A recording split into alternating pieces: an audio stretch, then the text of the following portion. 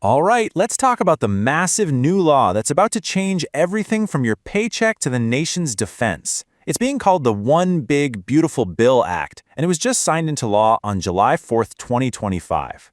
This thing is the absolute cornerstone of the president's second-term agenda. So let's dive in and break down what's actually inside. So right off the bat, you're probably thinking, wait a minute, tax cuts, a border wall, and a missile shield? How on earth did all of that end up in the same bill? Well, it all comes down to how this thing was put together.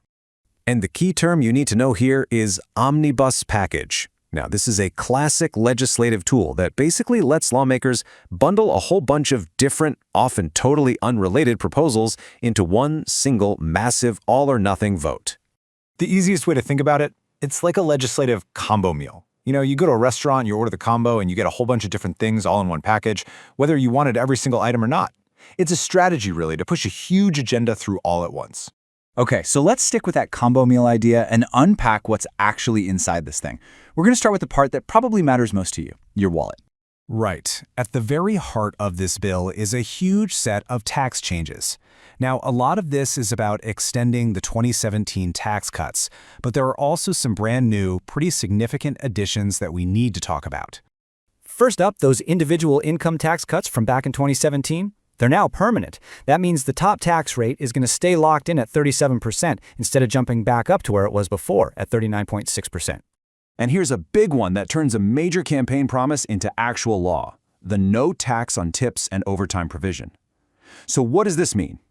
For workers in certain industries, any qualified tips they make are now deductible. And the same thing goes for the extra pay you get from overtime. The half and time and a half. That's now deductible too.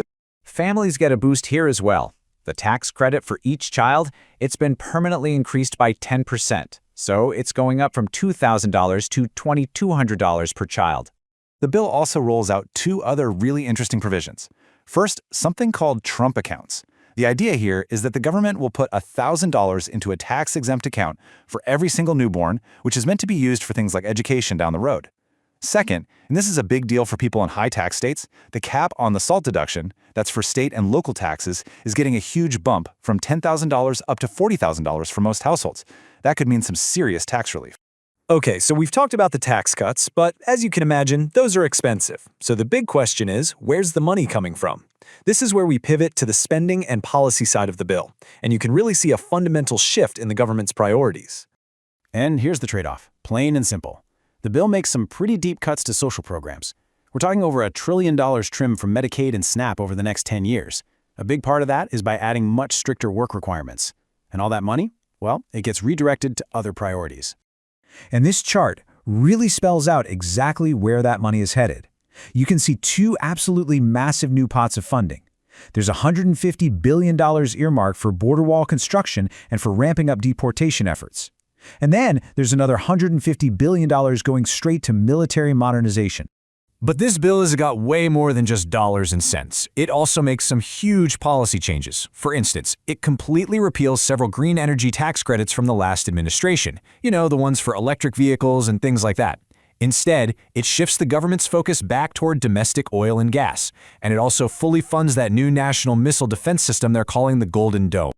So, with a bill this big and this sweeping, you just knew it was going to spark a massive debate, and that's exactly what's happened. Really, depending on who you talk to, this law represents one of two completely different realities for the country.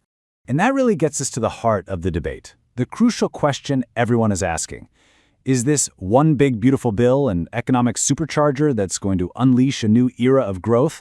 Or is it a fiscal time bomb just waiting to go off and blow a massive hole in the nation's finances? This table really breaks down the two sides. On one side, you have the proponents. They argue that making the tax cuts permanent will supercharge the economy and directly benefit working-class families. But on the other side, you've got the critics. They're pointing to the Congressional Budget Office, which estimates this bill will add a staggering $3.4 trillion to the deficit. They argue the benefits are really tilted towards the highest earners, while the spending cuts are going to end up hurting millions of people. But here's the thing.